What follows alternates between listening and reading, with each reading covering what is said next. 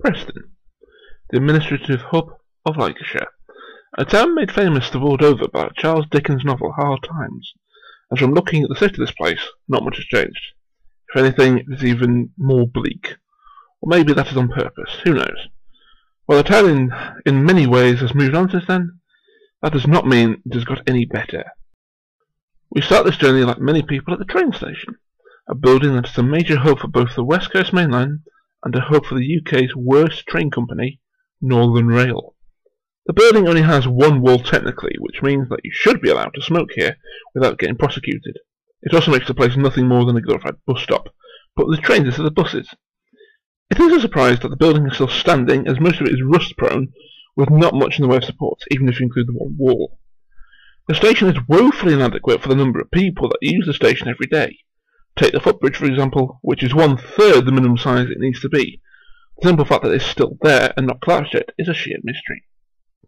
You could, of course, arrive by bus or car, so we now head towards the bus station, a building described as the second largest bus station in Europe, which makes it the Buzz Aldrin of European bus stations. It has a capacity of 80 buses and features a multi-storey car park that can hold up to 1,100 cars.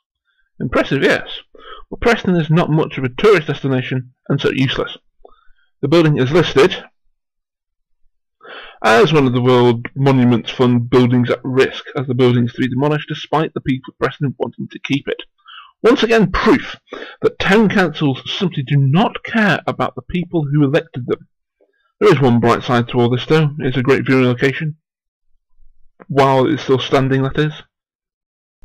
We now move through the town of Preston, which is filled with a whole boatload of culture. As previously stated, the town inspired Charles Dickens to write Hard Times. Preston is also home to the Preston Guild, an event which takes place every 20 years, with the last one taking place in 2012.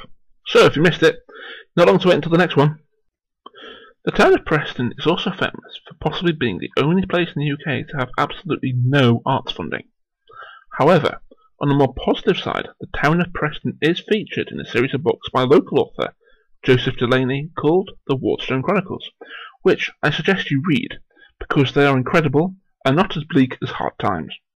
You may begin to think that Preston is not worth bothering with, and indeed it's not. That is, until you look into the sky of Preston, where you will see many tall buildings. Buildings like this office building, and this thing that makes me think of a pepper pot. These other high-rise opposites, this block of flats, this lamppost, as well as this one, of which may look bizarre in a modern city. It is Church of St. Walburg, and holds the record for the tallest spire of any parish church in England. The church is located on Weston Street. To me, a surprise for a place like Preston. About 10–15 minutes walk perhaps, from all the busy traffic and loud noises, there is a small village. Well, I say village, it is still part of the town, but it has an atmosphere like that of any small community. Green spaces and open streets with enough room to properly stretch your legs. I even made friends with this cat. The area is just sitting next to one of the UK's busiest railway lines. But does that bother them? Not from what I could see. Less than 5 minutes from a busy road, and yet this area is as quiet as a rabbit. When I set out on this journey, I was expecting to find one of the worst places in the UK, but instead, I found a very peaceful and pleasant place.